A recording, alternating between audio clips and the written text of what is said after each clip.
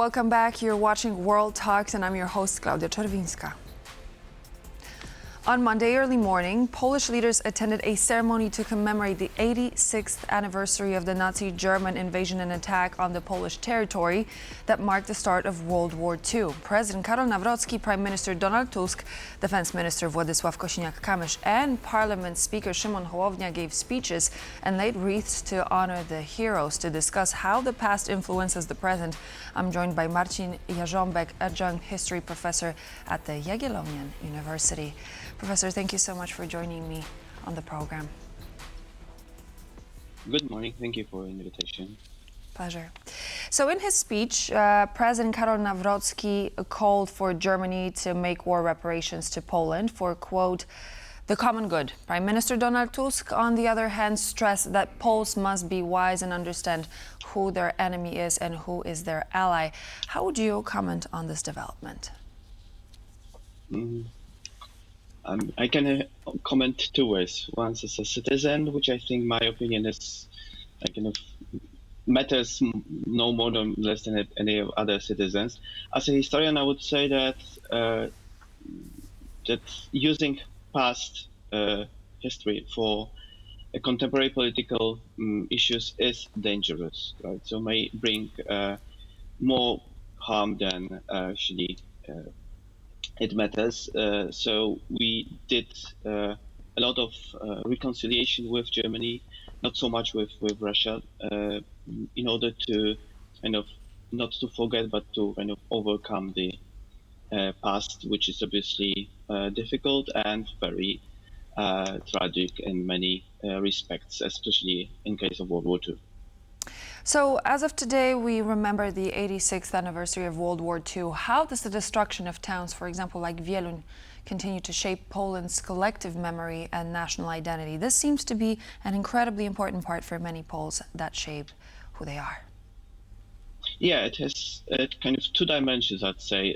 One is national, the one that it's celebrated on such anniversaries, such celebrations we have seen today, which is a tradition since the very early days of post-war Poland. So it was done by the communists, it was done by the Polish democratic authorities since 1989.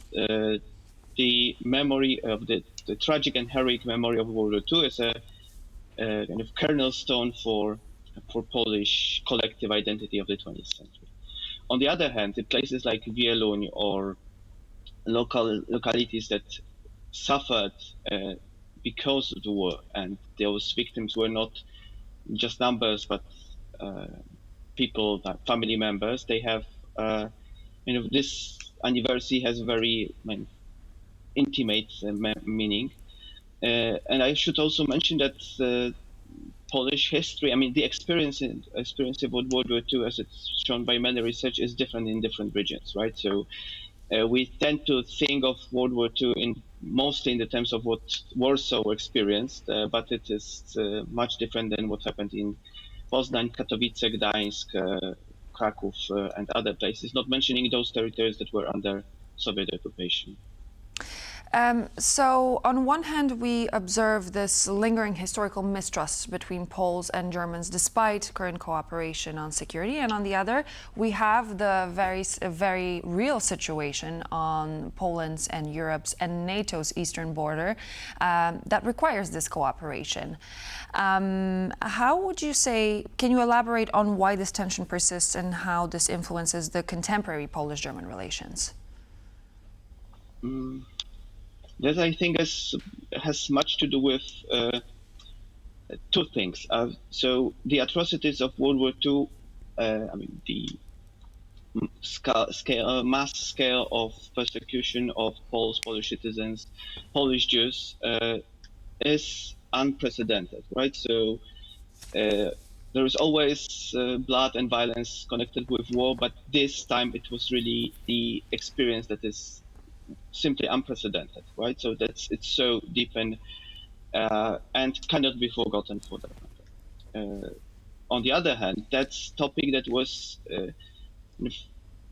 politically very handful for various political groups, starting from Polish nationalists, ending with Polish communists, who really saw it as a kind of key argument to legitimize their policy or their power, right? So we need to do certain things, or we need to proclaim certain things because of World War II and because of German atrocities. And also, that's obviously very useful for those who saw Germany in a kind of longer, mostly ahistorical perspective as kind of the ultimate enemy of Poles, which obviously isn't true. I mean, there's no such thing as the ultimate enemy, right? So that's why I think it's, first of all, there is some kind of hard reality behind it. On the other hand, it was manipulated since World War II, and many, and that was the way how many communists legitimized their power, not by the will of the people, but precisely because of the kind of victory over Germany in World War II and their atrocities done on Poles during the between 1939 and 1945.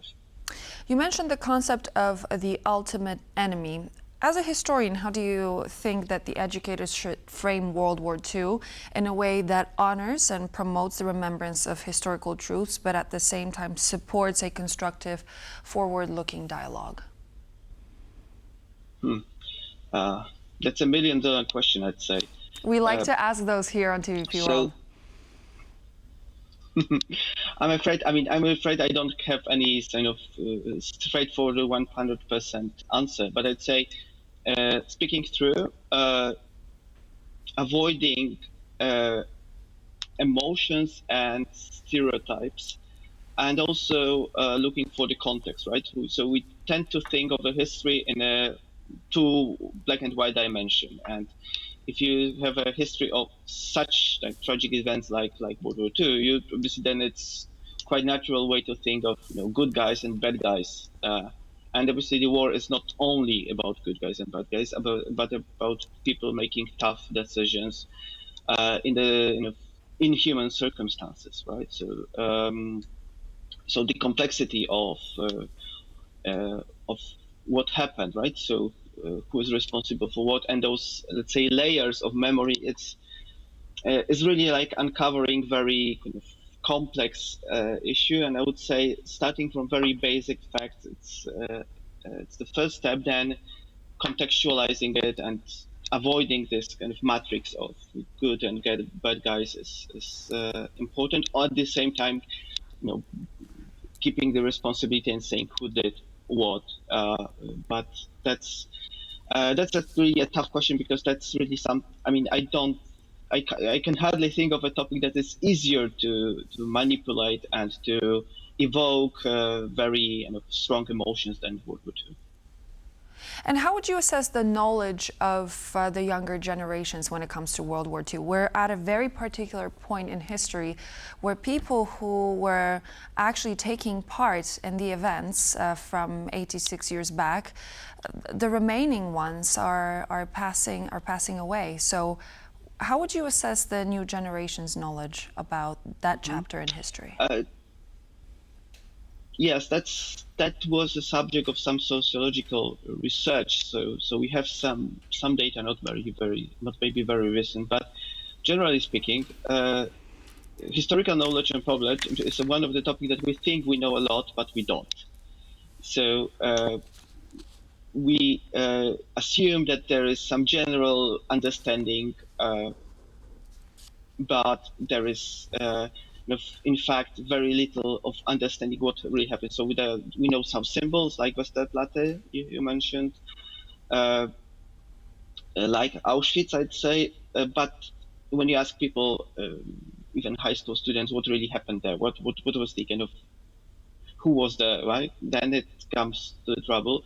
The fact that it's already 86th anniversary, that means that you're almost no living big witnesses of World War II, means that it went from, it's no longer part of our personal or family memory, right? So in case you don't know, you could always ask your grandma or grandpa what they did remember. Now it's no longer the case, so we must rely on, or we do rely on, either what historians did on the historical research on what is, or which is more problematic and troublemaking, on what is in a big public media zone, where obviously history is always topic for good for manipulation. Thank you very much. Marcin Jarząbek, Adjunct History Professor at the Jagiellonian University, was my guest. Thank you for joining. Thank you. Goodbye. Bye. And so this would be all for now here on World Talks. I'm Klaudia Czerwińska, and I do hope to see you back in just a moment for more news and features.